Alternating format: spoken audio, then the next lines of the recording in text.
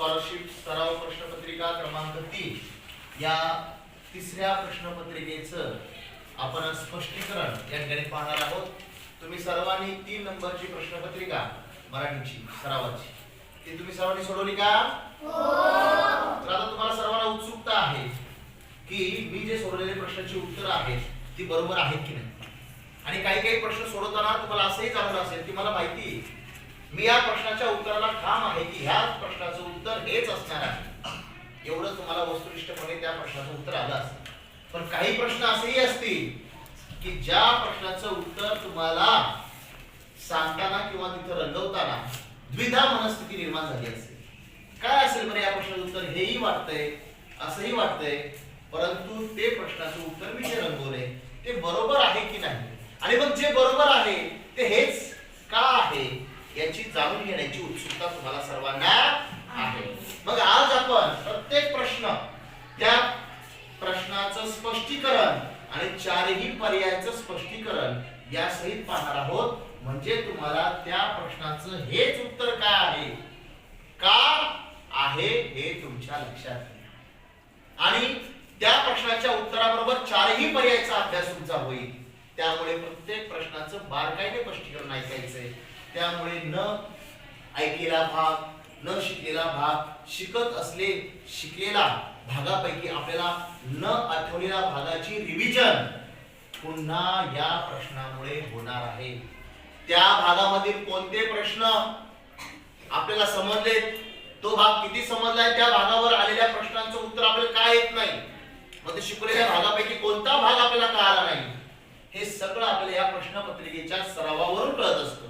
त्यामुळे आपण हा सराव सुरू केलेला आहे। या अगोदर भरपूर प्रश्नपत्रिका तुम्ही सोडवल्या आणि सराव झालेला आहे, परंतु आता आपल्याला प्रत्येक प्रश्नपत्रिका सोडवायच्या आणि त्याचं स्पष्टीकरण घ्यायचंय।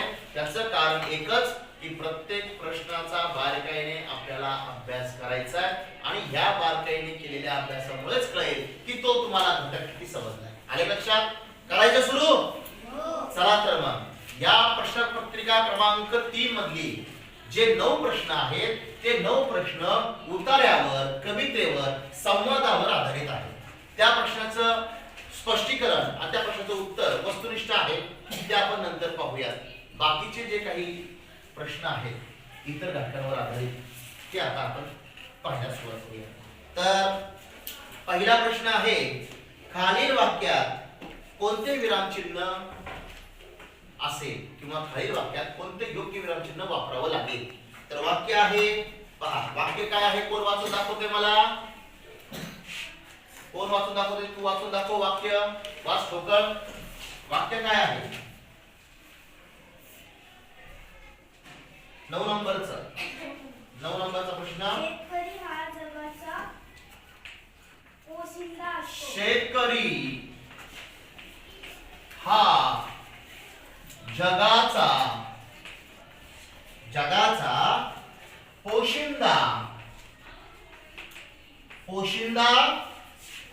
पोशिंदा असतो।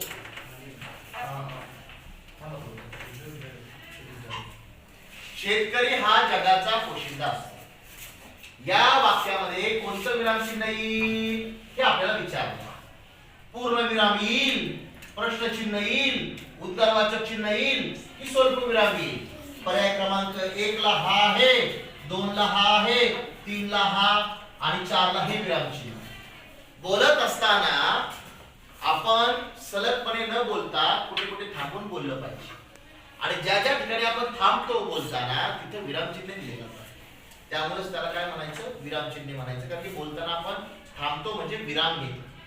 आणि अनेक प्रकारची विरामचिन्हांची माहिती आपण 11 विरामचिन्हांची माहिती पाहिली आहे।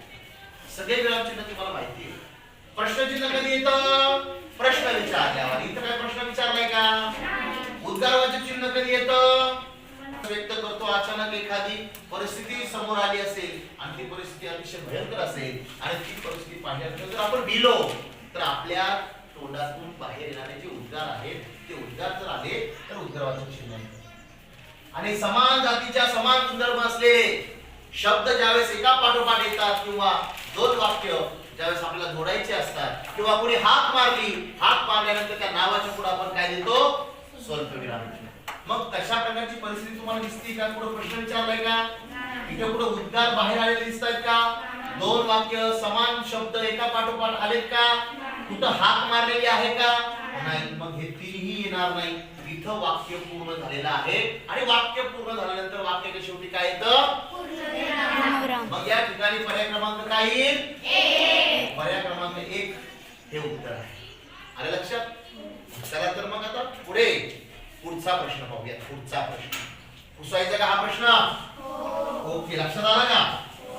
विरामचिन्ह काय तुम्हाला माहिती आहेत ना? चला आता 10वा प्रश्न घेऊयात आपण. 10वा प्रश्न 10 नंबरचा प्रश्न. खालील पर्यायातून समान अर्थी नसलेला शब्द किंवा त्या शब्दाची जोडी ओळखायची आहे. समानार्थी समानार्थी नसलेला. काही मुलं प्रश्न वाचायला घाई गडबड करतात. मग समानार्थी विचारला का नसलेला विचारला हेच कळत नाही. समानार्थी शब्द दिसला की समानार्थी खाली तर हेच आहे. हे तुम्हाला येतं, हे बरोबर आहे. लगेच पर्याय क्रमांक रंगवतात आणि नंतर लक्षात येतं त्यांच्या की असलेला नाही नसलेला विचार. पहिला काय आहे? पाणी. दुसरा काय आहे? तिसरा काय आहे? हरिण. तिसरा काय आहे? वाघ. आणि चौथा काय आहे? रात्र. पहा आपण प्रत्येक शब्दाचे समानार्थी शब्द पाहिले. पाणी पाणी या शब्दाचे समानार्थी शब्द अतिशय सोपे आहेत. कोणाकोणाला एकदा हात वर करा. दळवी सांगेल. दळवी सांग. जल, पेय, उदक, सलील आणि जीवन. जल, पेय, उदक, अजून काय सांगितलं? सलील आणि जीवन. हे पाण्याचे समानार्थी शब्द. या समानार्थी शब्दापैकी सांगा बरं प्रश्नपत्रिकेमध्ये कोणता समानार्थी शब्द दिला आहे? सलील. सलील हा समानार्थी शब्द मग आला. बरोबर, तिने समानार्थी शब्द सांगितले. आता आपण हा सोडून हे घेऊया. वाद. वाद या समानार्थी शब्दाचे समानार्थी शब्द तुम्हाला माहिती आहेत का? कोणाला माहिती आहेत? सांग, तुला काय माहिती आहे? वायू आणि मरुत, पवन, समीर. वाद या शब्दाचे समानार्थी शब्द कोणकोणी सांगितलेत? वायू सांगितलाय, अनिल सांगितलाय, पवन सांगितलाय, मरुण सांगितलाय. अशा प्रकारची समानार्थीचे शब्द त्यांनी सांगितलेले आहेत. मग या ठिकाणी तिने सांगितलेल्या समानार्थीपैकी कोणता समानार्थी शब्द आलेला आहे? पवन.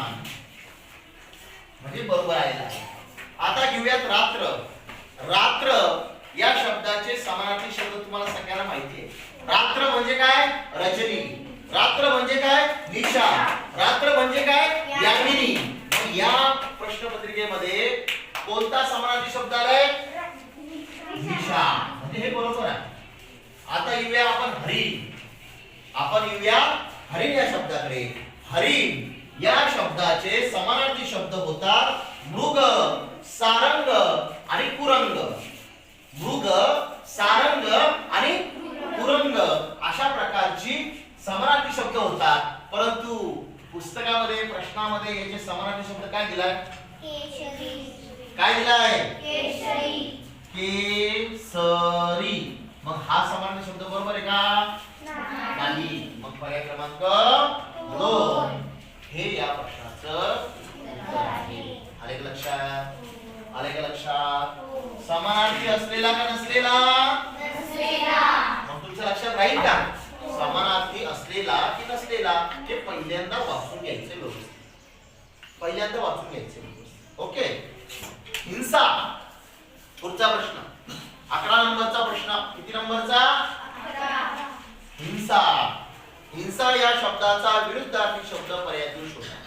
आता इथं असलेला विचारला का नसलेला असा शब्द वापरलेला नाही.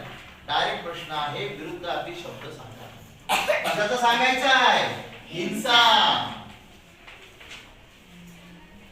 हिंसा याचा समानार्थी शब्द आपण दुखापत म्हणू शकतो. आपल्याला दुखापत झाली तर आपण काय म्हणतो? हिंसा झाली. मग आता हिंसा या शब्दाचा काय ओळखायचा?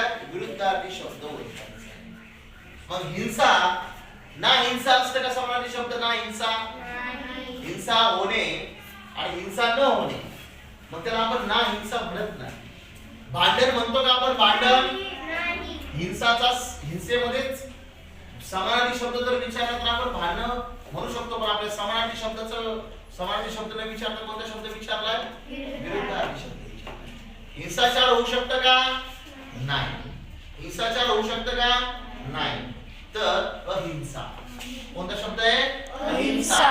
तर आपल्याला वाचल्यानंतर जर समानार्थी विरुद्धार्थी शब्दांचा जर अभ्यास चांगला झाला असेल आणि जी अकारांत शब्द आहेत अ लागल्यानंतर लगेच विरुद्धार्थी शब्द करायचो.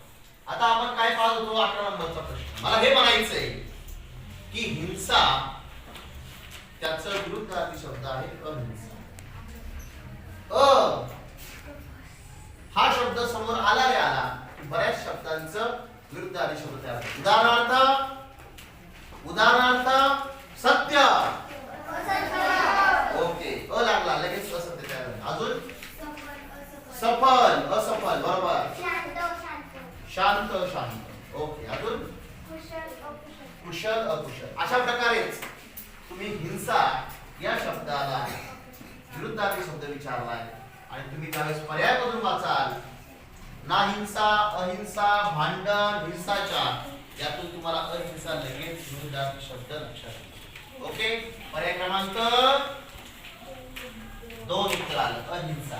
ओके आले का लक्षात आले का लक्षात कसलीही पर्वा नसलेला या अर्थाचा अलंकारिक शब्द विचारलाय.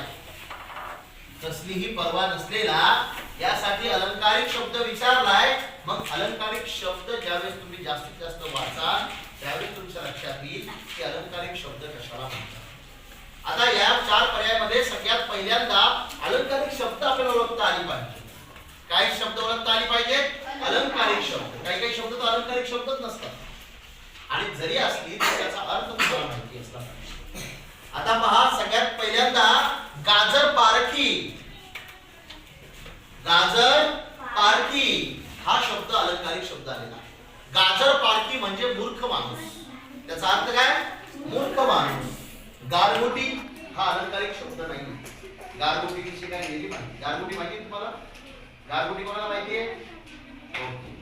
त्यानंतर अगडबंब काय आहे अगडबंब.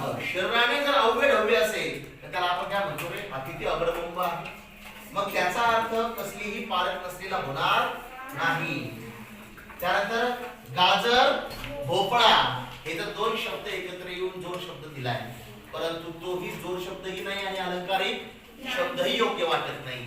त्यामुळे गाजर भोपळाही नाही अगडबंबही नाही गारगोटीही नाही आणि मग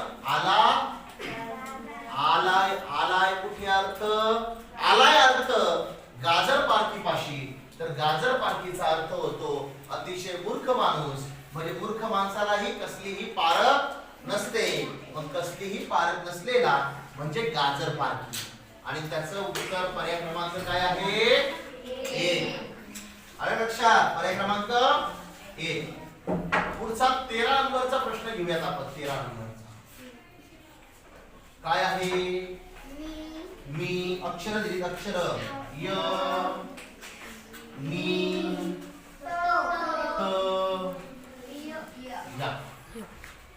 त्यांनी सांगितलं या अक्षरापासून तयार होणाऱ्या अर्थपूर्ण शब्दाचा विरुद्धार्थी शब्द शोधा. पहिले पुढे पाहायचंय. पुढे पहिल्यांदा या शब्दापासून अर्थपूर्ण शब्द आपल्याला तयार करायचा आणि नुसतं तयार करून दाखवायचंय का त्याचा विरुद्धार्थी शब्द शोधायचा आहे पर्याय. अरे लक्षात मग चला तर मग आपण पाहूयात कोणतं घ्यायचंय. पहिले कोणतं घ्यायचंय नंतर कोणतं येईल मग निय मी त बरोबर आहे का हे काय बरोबर आलं का मग कोण सांगेल सांगा लवकर कोण सांगेल. हा नाही शब्द कोण सांगेल चल रे सांगेल य मी त शाबास. टाळ्या वाजवण्यासाठी. नियमित काय शब्द आहे? नियमित. असं दिलंय नियमित. नियमित आणि पुढे दिलं होतं या अक्षरापासून. आपण घेतलं या पण घेतलं, मग होईल का तयार? हे काय होतं? पुढे वाक्य होतं कंटिन्यू. या अक्षरापासून तयार होणारं अक्षर कोणतं? मग नियमित. मग या शब्दाचा विरुद्धार्थी शब्द मी वाचतोय पहा बरं. नियमितचा विरुद्धार्थी शब्द भरपूर होतं का? दररोज होतं का? मग यापैकी नाही होतं का? किंवा अनियमित होतं का? याला पण काय लावायचं? फक्त नियमित. झालं का नाही शब्द तयार? झालं काय? फक्त अ लावला. अनियमित. आणि अशा प्रकारे पर्याय क्रमांक हा कुठे दिलाय? 3 नंबरला दिलाय. आलं लक्षात? आलं का लक्षात? शब्द तयार करता येतील का? तयार करता आली पाहिजे. वेगवेगळे शब्द आहेत, त्याचा सराव जेवढा जास्तीत जास्त तुम्ही कराल, तुम्हाला ती शब्द लगेच पाहिल्या लक्षात हा शब्द आहे काय म्हणीप्रमाणे. म्हण सुद्धा तयार करायला लावतात. ज्याच्या म्हणी पाठ येताना ते शब्द पाहिले का लगेच कळतं. शूटिंग चालू आहे बाळा? हो. ओके. तुमच्या पाठ्यपुस्तकामध्ये वसंत बापट किती नंबरचा प्रश्न आहे? वसंत बापट. वसंत बापट या कवींची कोणती कविता आहे? पुस्तकावर आधारित आहे. ह्या हात खाली ज्यांचे हात वर नाहीत त्यांना तर कळू द्या. आपल्याला चारही पर्याय क्रमांकाचा अभ्यास करायचा आहे ना, त्यामुळे थांबा थोडी चर्चा करून नंतर उत्तर सांगायचे. हात खाली घे. आणि मग मला सांगायचंय काय, हा प्रश्न भाषा विषयीचे सामान्य ज्ञान आहे त्यावर आधारित. भाषेचं सामान्य ज्ञान यावर तुम्ही भरपूर अभ्यास केलाय. लेखकाची नावं, त्यांची टोपण नावं, त्याचबरोबर त्यांनी लिहिलेली पुस्तकं, अशा भरपूर गोष्टी आहेत. त्याच्याबरोबर राष्ट्रगीत, राज्यगीत हे कोणी लिहिलं, काय लिहिलं, हे सगळं तुम्ही त्याच्यात अभ्यास केला. आता यावरच आधारित त्यांनी वसंत बापटवर प्रश्न लिहिला. आपल्याच मराठीचा अनुक्रमणिकेचा अभ्यास ज्या ज्या विद्यार्थ्यांचा झाला असेल आणि प्रत्येक धड्याची लेखक, कवितेची लेखक माहिती असतील, तर तुम्हाला कळेल की कोणत्या लेखिकेने कोणती कविता लिहिली आहे. पर्याय क्रमांक 1 आहे. पर्याय क्रमांक 1 आहे माय मराठी. वसंत बापट यांनी माय मराठी कविता लिहिली का? ती पहिलीच नंबरची कविता आहे आपली. तर वसंत बापट यांनी माय मराठी कविता लिहिली. मग माय मराठी कविता लिहिली कोणी? तर संजीवनी मराठे. संजीवनी मराठे हे त्या कवितेचे कवी आहेत आणि त्यामुळं हा पहिला पर्याय क्रमांक चुकीचा. दुसरा आहे जनाई कविता आहे. कोणती कविता आहे? जनाई. जनाई या कवितेचे कवी आहेत शंकर पाटील. काय आहेत? शंकर पाटील. हे वसंत बापट नाही. त्यानंतर कापणी कविता आली, सगळ्यांना माहिती आहे. आता लागे मार्ग सर आली आली आज करे खाले वरे डाव्या डोळ्याची पापड. आणि मग कापणी जी कविता आहे त्या कवितेची कवी आहे कोण आहेत? बहिणाबाई चौधरी आहे. या कवितेच्या कवी कोण आहेत? बहिणाबाई चौधरी आहे. मग पहिला पर्याय क्रमांक काय होता? चूक होता. काय होतं? माय मराठी, संजीवनी मराठे. मग होतं जनाई, शंकर पाटील. त्यानंतर कापणी, बहिणाबाई चौधरी. आणि शेवटचा पर्याय क्रमांक आहे वल्लवार. वल्लवार वल्लवार वल्लवार नाव वल्लवरी. अशा प्रकारची ही कविता आणि त्या कवितेचे कवी कोण आहेत? पर्याय क्रमांक 4 वसंत बापट. आपण नवीन चाल लावली होती रे या कवितेची. कोणाला येते या कवितेची नवीन चाल लावली होती? सांग.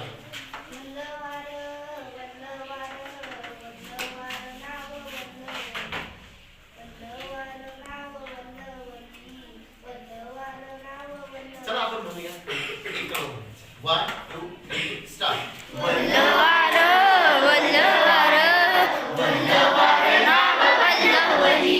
वल्लवार नाव वल्लवली वल्लवार नाव वल्लवली नौकाचे कशी जलावरी जलावरी जलावरी आहे सारा भार मुलांवरी मुलांवरी मुलांवरी लहान वीर महान धीर रोखील वादळ वल्लवार वल्लवार वल्लवार वल्लवार नाव वल्लवली वल्लवार नाव वल्लवली. ओके. आता आपण कोणता पाहत होतो? 15 नंबरचा प्रश्न, जोड शब्द. काय पाहत होतो आपण? जोड शब्द पाहत होतो. जोड शब्दामध्ये हा प्रश्न विचारला आहे, जोड शब्दावर आधारित खालीलपैकी कोणता जोड शब्द नाही.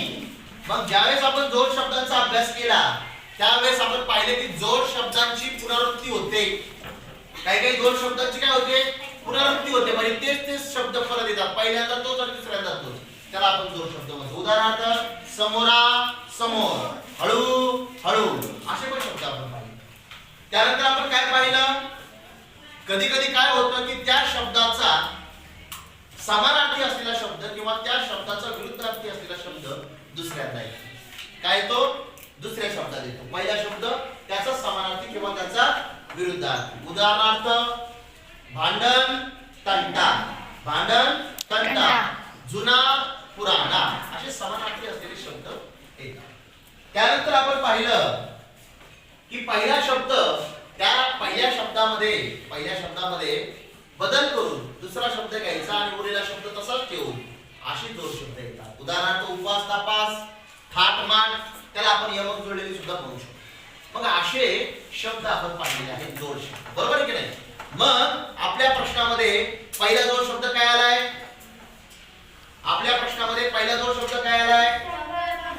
तंगड मंगळ. त्यामध्ये फक्त काय काय बदललंय? टच्या जागी म आले आणि आहे उरलेला शब्द तसाच राहिलाय. म्हणजे जोड शब्दाच्या नियमानुसार पहिला शब्द बरोबर आहे. बरोबर आहे नाही? तडका फडकी, तडका फडकी यामध्ये सुद्धा समानार्थी शब्द आलेले आहेत. तडका फडकी. ओके. त्यानंतर कागद कागद कागद पत्र, कागद आणि पत्र असे समानार्थी शब्द या ठिकाणी आलेले आहेत. मग परंतु आता 3 नंबरचा पर्याय जर तुम्ही पाहिला न समानार्थाचे न यमक जुळणारा आणि तो जोड शब्द शब्दामध्ये आलेला नसलेला शब्द आहे. जोड शब्दामध्ये आलेला नाही, तो आहे झाड वारा. आहे का शेवटचे शब्द सारखे? आहे का समानार्थ? आहे का विरुद्धार्थ? आहे का यमक जुळतंय का? ते जुळणारच नाही, कारण की हा जोड शब्दच नाही. त्यामुळे झाड आणि वारा हे जोड शब्द नाही. पर्याय क्रमांक 3 हे नाही. आलं लक्षात? पुढे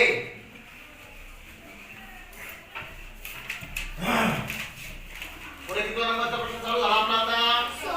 16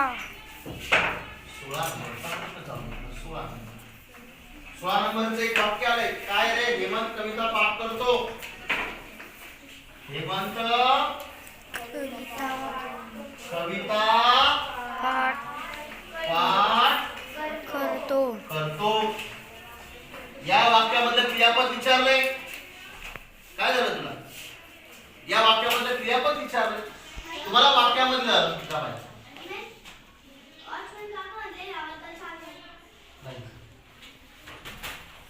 तुम्हाला हे माहिती आहे की वाक्यामध्ये कर्ता कर्म क्रियापद असतं. वाक्यामध्ये नाम सर्वनाम, शब्दाच्या जातीमध्ये विशेषण, क्रियापद, क्रिया विशेषण अव्यय, शब्दयोगी अव्यय, केवळ प्रयोगी अव्यय आणि अजून उभयत्वयी अव्यय असे सुद्धा असतात. ह्या सगळ्यांचा परिचय तुम्हाला झालेला आहे. मग वाक्यामध्ये क्रियापद ओळखणं म्हणजेच क्रियावाचक शब्द ओळखणं. मग हेमंत नाव आहे, कविता नाव आहे, पाठ क्रिया विशेषण आहे आणि करतो हे काय आहे? क्रियापद. मग करतो हे क्रियापद कुठं आहे? पर्याय क्रमांक 3 करतो. पर्याय क्रमांक 3 ला आलेला. पर्याय क्रमांक 1 ला काय आलं? हेमंत. हेमंत काय? सगळ्यांनी सांगा. हेमंत काय? नाव. कविता काय? नाव. कविता काय? नाव. काय पाठ क्रियाविशेषण. आणि मग करतो. आलं लक्षात? आले का लक्षात? हो. आता नंतर आपण घेऊया, हा 17 नंबरचा प्रश्न होता. आता 18 नंबरचा प्रश्न घेऊया. अशुद्ध शब्द. अशुद्ध शब्द आपल्याला ओळखायचा आहे.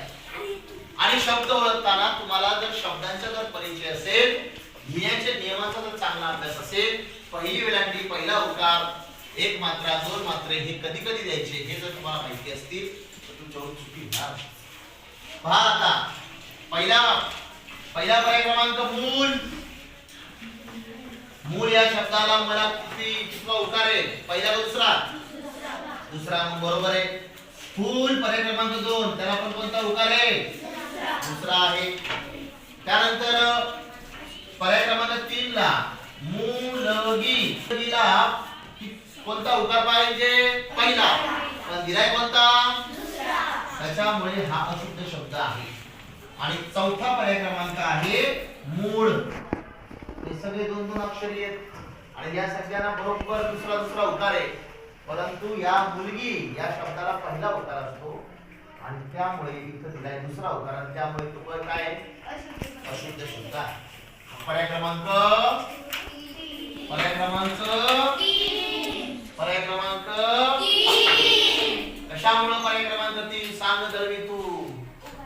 कशामुळे? उकारामुळे. जर सविस्तर सांग कोणतं होतं, नाव कोणतं होतं, त्याला कोणता उकार पाहिजे होता? काय नाव होतं पर्याय क्रमांक 3 ला? बस काय? मुलगी नाव होतं. मुलगी या नावाला कोणता उकार असायला पाहिजे होता? पहिला उकार असायला. हिला कोणता होता? दुसरा. किती दिला होता? त्यामुळे ते काय झालं? अशुद्ध झालं. आता मला सांगा, आता मला एक सांगायचंय. झाला 19 नंबर. 19 नंबर. टिंब टिंब खाना. टिंब टिंब खाना त्याला देव देना. रिकाम्या जागी कोणता शब्द टाकल्यानंतर योग्य म्हण तयार होईल? आता म्हणीचा जर अभ्यास जर चांगला असेल तर तुम्हाला योग्य म्हण नक्कीच माहिती असेल. पहिला आहे मिठाचे खाणार त्याला देव देणार. खव्याचे खाणार आणि दुसऱ्याचे खाणार. दुसऱ्याचं खाणं चांगलं असतं का? दुसऱ्याचं जर आपण खाल्लं तर आपल्याला देव चांगलं म्हणेल का? मग काय असेल या मध्ये? आणि शेवटचा पर्याय क्रमांक आहे साखरेचे खाणार. पण सांगा बरं पर्याय क्रमांक कोणता? पहिला, दुसरा, तिसरा की चौथा? ज्याला म्हण माहिती असेल त्याला येईल ते सांगता. सांगा लवकर. काय तुझं? मोठ्याने सांग. पर्याय क्रमांक 4 हा टाक आणि पूर्ण म्हण. साखरेचे खाणार त्याला देव देणार. साखरेचे खाणार. पर्याय क्रमांक 4. पर्याय क्रमांक 4. पर्याय क्रमांक 4 आहे साखरेचे खाणार. साखरेचे खाणार त्याला देव देणार. अशा प्रकारची ही म्हण आहे आणि पर्याय क्रमांक 4 त्याचं उत्तर आहे. आले का लक्षात? आता पुढचा प्रश्न लय भारी बा. संख्यात्मकाचं उत्तर येईल. सोपा प्रश्न विचारलाय. काय विचारलाय? सोपा प्रश्न विचारलाय. पर्याय क्रमांक आपलं प्रश्न क्रमांक 20. प्रश्न क्रमांक 20. पुल्लिंगी शब्द ओळखायचा आहे. आता मला सांगा, पुल्लिंगी शब्द ओळखायचं म्हटल्यानंतर तोने विचार करायचा, तिने विचार करायचा का तेने विचार करायचा? तो, ती, ते. एखाद्या शब्दाच्या पुढे जर तो आहे की नाही, तो आपण जर लावलं तर तो कोणता शब्द असतो? कोणता? पुल्लिंगी. तिने जर सुरुवात झालं तर कोणता शब्द? स्त्रीलिंगी. आणि त्याने जर सुरुवात झालं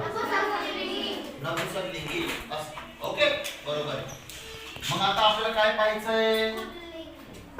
पुल्लिंगी शब्द. पुल्लिंगी शब्द म्हणजे त्याला कोणता प्रत्यय लागला पाहिजे सुरुवातीला? तो.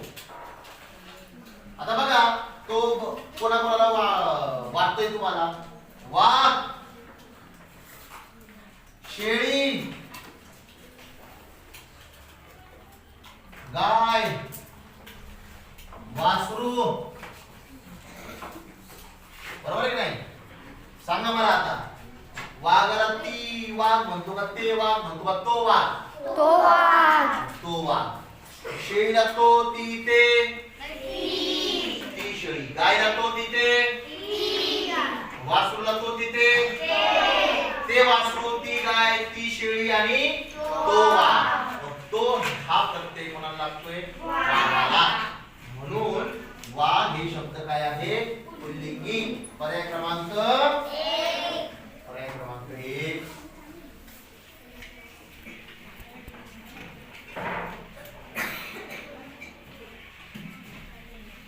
खालील वाक्याच्या रिकाम्या जागी योग्य वाक्प्रचार घालायचा आहे. योग्य वाक्प्रचार घालण्यासाठी वाक्प्रचारांचा अर्थ आपल्याला लक्षात आला पाहिजे. मग आता वाक्य लय मोठं आहे, पहा मी आता वाचतो. ते वाक्य वाचल्यानंतर तुम्हाला लक्षात येईल खालचा कोणता वाक्प्रचार त्या ठिकाणी फिट बसतो. अचानक चांगला कार्यक्रम रद्द झाल्यामुळे लोकांच्या उत्साहावर टिंब रिकामी जागा गेली आहे. अचानक एक कार्यक्रम काय झाला? रद्द झाला. तर लोकांच्या उत्साहावर असा वाक्य आहे आणि पुढे रिकामी जागा दिलेली आहे. वाक्य म्हणा माझ्या पाठीमाग. अचानक चांगला कार्यक्रम रद्द झाल्यामुळे लोकांच्या उत्साहावर. आता लोकांचा जो उत्साह आहे, जो उत्साह म्हणजे आनंद आहे, तो आनंद आता काय झाला असणार आहे? निश्चित कमी झाला असेल. आता कार्यक्रमच रद्द झाला म्हणजे उत्साह आनंद काय झाला? कमी झाला. म्हणजे कमी झाला म्हणजे ते लोक नाराज झाले. मग उत्साह कमी होणे, नाराज होणे यासाठी आपण पाहूया कोणता वाक्प्रचार योग्य बसतो. आता समजा एखादा कार्यक्रम रद्द झालाय आणि आपला उत्साह कमी झालाय, तर त्या उत्साहावर पाणी टाकणे, त्या उत्साहावर पाणी टाकणे हा वाक्प्रचार बरोबर आहे का? पाणी पडणे बरोबर आहे का? पाणी सांडणे बरोबर आहे? पाणी सांडणे. पाणी पडणे. काय? पाणी पडलं. काय पडलं? त्यावर पाणी पडलं. पाणी पडलं म्हणजे काय झालं? काय झालं? तो जो कार्यक्रम आहे किंवा जो काही आनंद आहे, जो काही उत्साह आहे, तो कमी झाला. कार्यक्रम कॅन्सल झाल्यामुळे आम्हाला जो काही आनंद त्या कार्यक्रमामधून घ्यायचा होता तो आता घेता येणार नाही, कारण त्याच्यावर काय पडलं? पाणी पडलं. जर आपलं एखादं चित्र आणि सुंदर आपण काढलं आणि ते मॅडमला दाखवायचंय आणि आपल्याला त्यातून खूप आनंद भेटणार आहे, पहिला नंबर येणार आहे, पण त्या चित्रावर जर आपलं पाणी पडलं तर आपलं काय होईल? उत्साह द्विगुणित होईल का? नाही, आपण काय होणार आहे? नाराजच होणार. याच घटनेसारखं तिथं पाणी नाही पडलं, परंतु हा वाक्प्रचार त्या प्रसंगाला अनुसरून आहे. म्हणून आपण काय म्हणू शकतो? काय म्हणू शकतो? की कार्यक्रम कॅन्सल झाला म्हणून उत्साहावर, आनंदावर काय पडलं? पाणीच पडलं. आणि मग म्हणून पाणी पडलं, पाणी पडणे हा वाक्प्रचार त्या ठिकाणी बरोबर आहे. पाणी पडणे. ओके, पाणी पडणे. आता बघा शेवटचे 3 प्रश्न खूप सुंदर आहेत. आता मला या प्रश्नासंदर्भात एक गोष्ट नक्कीच सांगायला आवडेल तुम्हाला सर्वांना. नक्कीच सांगायला आवडेल. काय सांगायला आवडेल की हे सुसंगत वाक्याचे परिच्छेद आहे. सुसंगत वाक्याचे परिच्छेद ज्या ज्या वेळेला येतात त्या वेळेला ते किती वाक्य असतात? 3 वाक्य.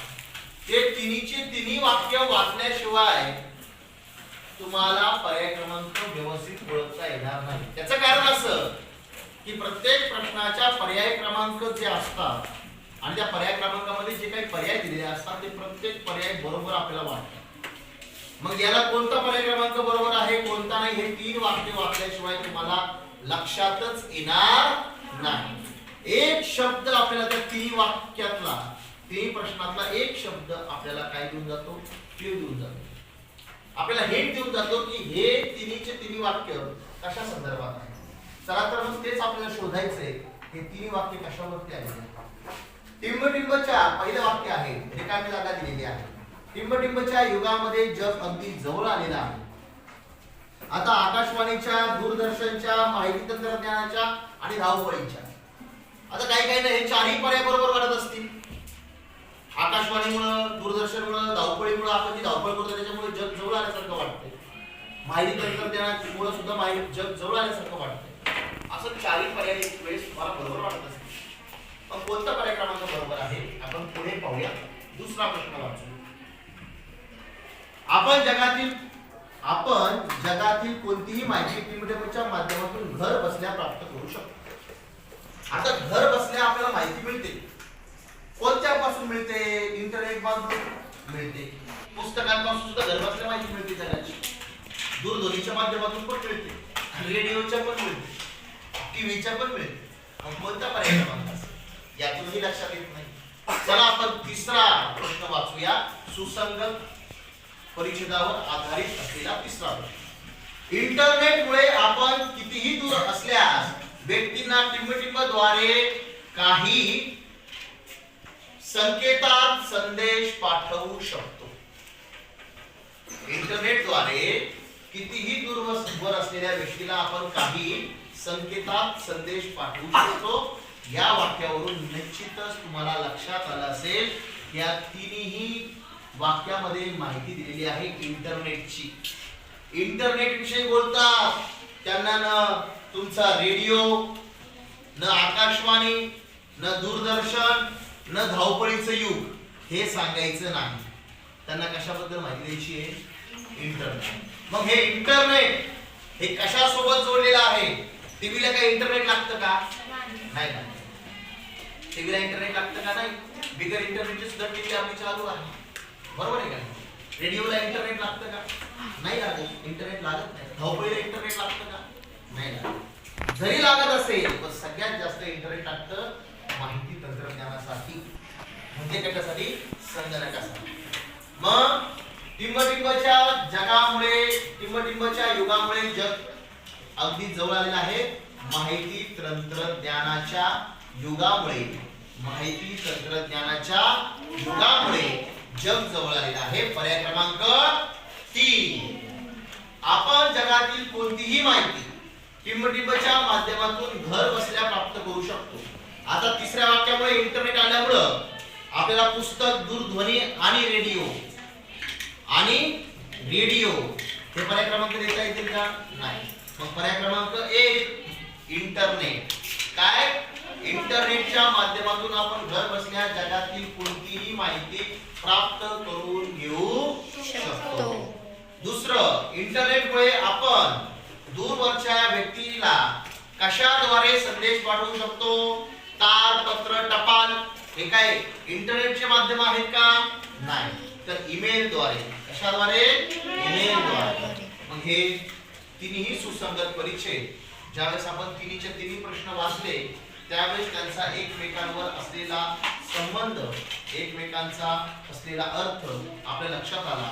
सुसंगत परिच्छेद ज्या ज्या वेळेस येते त्या वेळेस त्यावर विचारलेल्या तिन्ही प्रश्नांचं त्यावेळेस आपण या ठिकाणी तिन्ही प्रश्न वाचले त्यावेळेस आपल्याला कळालं की हे टीव्ही बद्दलही नाही, हे आपल्याला रेडिओ बद्दलही विचारत नाही, हे आपल्याला धावपळी बद्दलही विचारत नाही, आपल्याला टपालाबद्दलही नाही, पत्राबद्दल नाही, इंटरनेट बद्दल आहे. मग इंटरनेट माहिती तंत्रज्ञानाशी निगडित आहे, इंटरनेट ईमेलशी निगडित आहे आणि इंटरनेटद्वारेच आपण घर बसल्या कोणतीही माहिती लगेच मिळवू शकतो, प्राप्त करू शकतो. बरोबर आहे?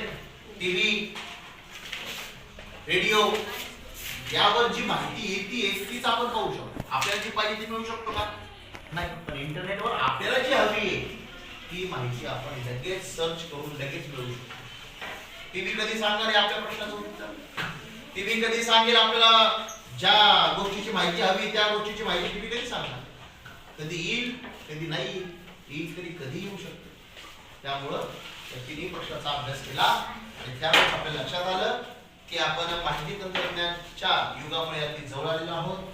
इंटरनेटच्या माध्यमातून घर बसल्या कोणतीही माहिती मिळवू शकतो आणि आपण इंटरनेटच्या माध्यमातून ईमेलद्वारे संदेश पाठवू. 25 नंबर शेवटच्या प्रश्नाकडे आले आपण. त्या 25 नंबरच्या प्रश्नामध्ये सांगितले नरेंद्र मोदी भारताचे पंतप्रधान आहेत. या वाक्यातील विधेय ओळखा. या वाक्यामध्ये काय ओळखा? मग आपण घटकाकडे येऊयात. आपण कोणता घटक शिकलो होतो? आपण घटक शिकलो होतो उद्देश आणि विधेय. उद्देश आणि विधेय या घटकामध्ये आपण पाहिलं की वाक्याचे दोन भाग असतात. एक असतो उद्देश आणि एक असतं विधेय. हे दोन कसे ओळखायचे त्या संदर्भात आपल्याला सांगितलं होतं की सगळ्यात पहिल्यांदा वाक्यामध्ये क्रियापद ओळखता आलं पाहिजे. वाक्यामध्ये क्रियापद ओळखता आलं पाहिजे आणि वाक्यामध्ये क्रियापद ओळखता आल्यानंतर ते क्रिया करणारं कोण आहे ते जर तुम्हाला करता ओळखता आला तर क्रिया करणारा तो व्यक्ती म्हणजे त्या वाक्यातला कर्ता आणि त्या कर्त्या संदर्भात आलेले शब्द सगळे वाक्याचे काय असतात? उद्देश. आणि क्रियापदावर आधारित उरलेले वेगळे शब्द उद्देशाच्या व्यतिरिक्त राहिलेला भाग हा वाक्याचा कोण असतो? विधेय असतो. कोण असतो? हा. मग पंतप्रधान कोण आहे? नरेंद्र मोदी. हे वाक्याचे कोण आहेत? उद्देश. मग आपल्याला उद्देश नाही विचारलं, आपल्याला काय आहे? विधेय विचारलं. विधेय काय आहे? भारताचे पंतप्रधान आहेत. भारताचे पंतप्रधान आहेत. हे जे आहे हे वाक्याचा जो दुसरा भाग आहे तो आहे विधेय. मग पर्याय क्रमांकामध्ये तुम्ही पाहिलं असेल नरेंद्र मोदी नाही. नरेंद्र मोदी भारत नाही. पंतप्रधान आहेत नाही. भारताचे पंतप्रधान आहेत. भारताचे पंतप्रधान आहेत. हे आहे विधेय पर्याय क्रमांक 4. आले लक्षात?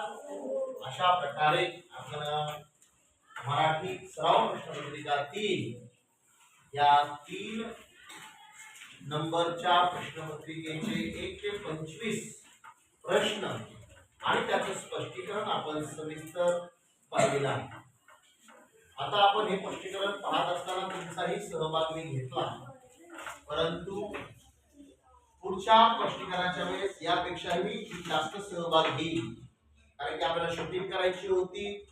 शूटिंगच्या माध्यमातून सगळ्यांचा जर आपण सहभाग घेतला तर ते व्हिडिओ खूप लांब झाला असता, म्हणून मी काय सगळ्यांचा सहभाग घेतला नाही. तरी देखील या प्रत्येक प्रश्नाचा चांगला परिचय तुम्हाला झालेला आहे. यापुढे सगळे विद्यार्थी ज्यावेळेस उपस्थित असतील त्यावेळेस मी पुन्हा या सगळ्या प्रश्नपत्रिका चांगल्या पद्धतीने सोडून घेणार आहे. तुम्ही चांगल्या पद्धतीने तयारी करून घ्यायची आहे. प्रत्येक गोष्ट ज्यावेळेस मी विचारली त्यावेळेस हात करून उत्तर द्यायची. अशा प्रकारे 3 नंबरच्या प्रश्नपत्रिकेचं स्पष्टीकरण आपल्या या ठिकाणी संपलेलं आहे.